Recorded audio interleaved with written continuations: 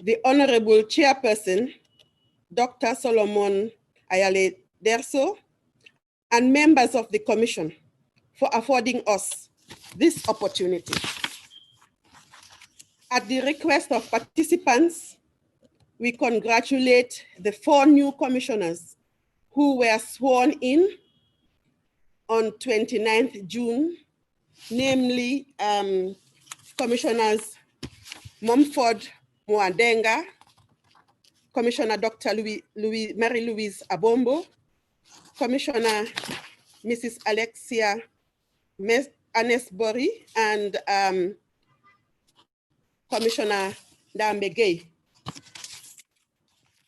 We would wish to extend our gratitude to the Acting Secretary, Ms. Lindwe Komolo, and team at the Secretariat in facilitating the activities of the 66th Ordinary Session, the first ever virtual African Commission Ordinary Session. Congratulations. Your Excellencies, distinguished ladies and gentlemen, following the norm for the holding of meetings in the face of COVID-19, the first ever virtual forum on the participation of NGOs in the work of the African Commission was organized and facilitated by the Center, co-organized by the Center, Defenders, in collaboration with the African Commission on Human and People's Rights.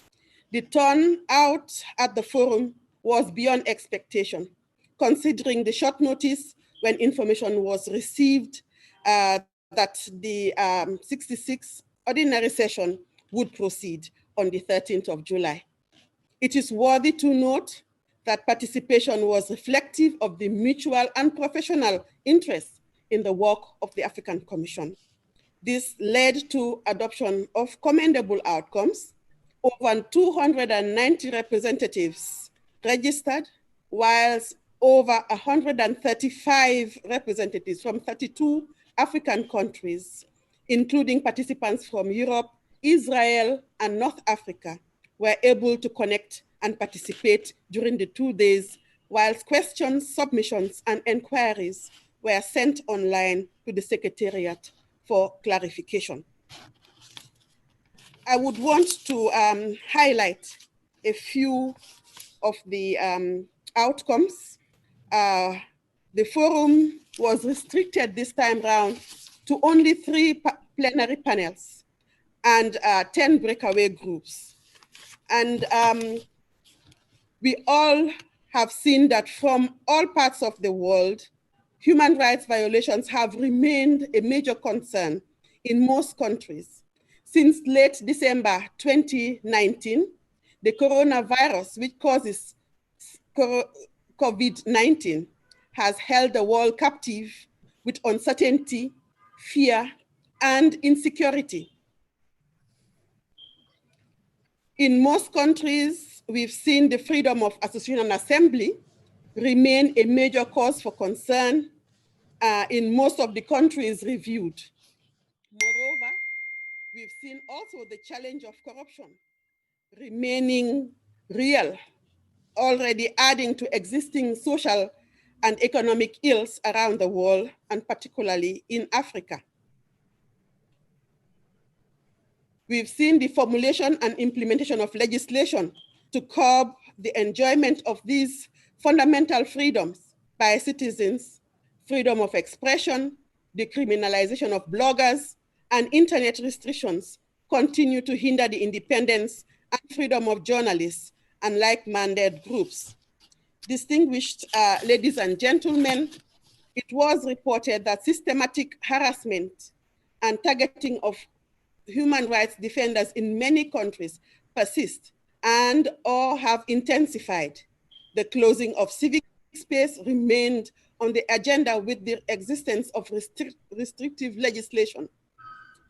It was asserted that a lot more needs to be done as many African countries continue to face challenges of insecurity, violence, terror attacks, and the volatile situation brought about by COVID-19. With emphasis on those countries whose state reports will be considered during the 66th session, namely Cameroon, Mauritius, and Niger. The forum congratulated these three and called on the Commission to encourage other countries that have outstanding reports to meet their obligations.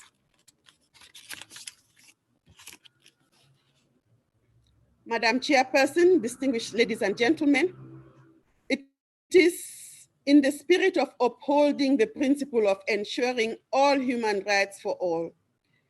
The forum would therefore like to urge more states and NGOs to use and popularize the African Commission processes and decisions, and to encourage states to comply with decisions, as well as consider signing Article 34.6 of the protocol.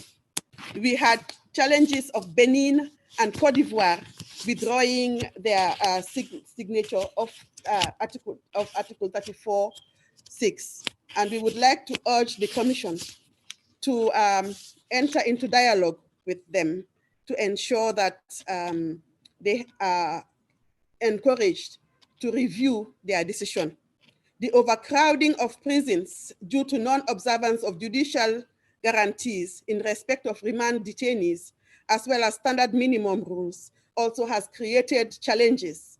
And the forum calls on the African Commission to urge states to respect and implement all laws governing the treatment of prisoners, especially in this time of COVID, which has brought about an extension of the laws that are being, restrictive laws that are being implemented.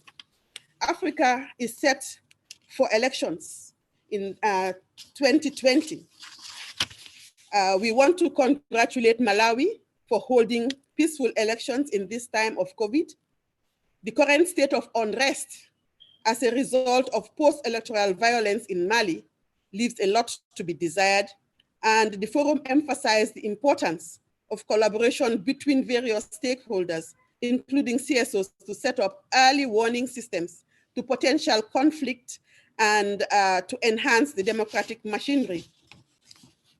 Is a crucial factor in addressing this phenomenon. These conversations took place with the AU theme of silencing the gun in Africa by 2020 in mind, overshadowed by the impact of COVID on human rights and governance in Africa. In line with the objectives of networking in Africa, the participants were able to share experiences and responses during the COVID pandemic was shared, as well as strategies for the post-COVID interventions. The threat has dampened the intentions of collectively accelerating efforts to end wars and the crisis of conflict in Africa. It has considerably slowed down the agenda of silencing the guns in Africa. The forum recognized that the numerous conflicts, terrorism, among others, contributed to a large extent to the high number of refugees, migrants, and IDPs, and wishes to congratulate the African Union for dedicating 2020 to this very important and mutual theme of interest. Whereas it is hoped that this initiative will promote peace and stability on the continent with the goal of ending wars, civil conflicts, gender-based violence, and violent conflicts, its achievement is becoming elusive in the face of COVID-19. It was observed that it is ironic that Africa does not manufacture guns, but yet has the highest proliferation of arms than those countries that do. The budget allocations to the purchase of arms and armaments is so high compared to allocations to education and health. Humanitarian access has also become very problematic. The forum took this opportunity to call on the African Commission and urge states that have not ratified pertinent treaties to speedily do so in order to enable their implementation as the enjoyment of those rights by all citizens. We were also able to review the progress in terms of implementation of UN Resolution 1325, which anniversary is 20 years this year, as well as Beijing plus 25. And it is also a cause for concern that with COVID-19, there has been an increase of gender-based violence registered in most of the countries that have been reviewed by the forum. Participants noted and congratulated the African Commission for all the gains made in fulfillment of its mandate by being the first AU organ to issue a release drawing attention to the existence of COVID and urging the need to adopt a human rights approach in response to the pandemic. As members of civil society, we continue to pledge our support for the work of the Africa's premier human rights institution. We continue to urge as many of our participants and their constituencies to apply for observer status, which will enable them to play their role and benefit from the access provided. The forum hereby calls on all stakeholders to recommit themselves and their efforts towards sustaining and strengthening this institution, as well as safeguarding its independence. It is gratifying to note that despite the challenging environment, a good number of virtual side events were organized. In conclusion, the forum wishes to extend its most sincere appreciation to all our partners and supporters, and we wish to appreciate other partners who have under constraints supported the work of civil society. Your Excellencies, Madam Chairperson, honorable members of the African Commission, distinguished guests, on behalf of the participants of NGOs in the work of the 66th Ordinary Session of the African Commission, I extend to you, Honorable Chairperson, Honorable Vice Chairperson, and all the commissioners of this august body, our best wishes for a fruitful session. I thank you for your kind attention.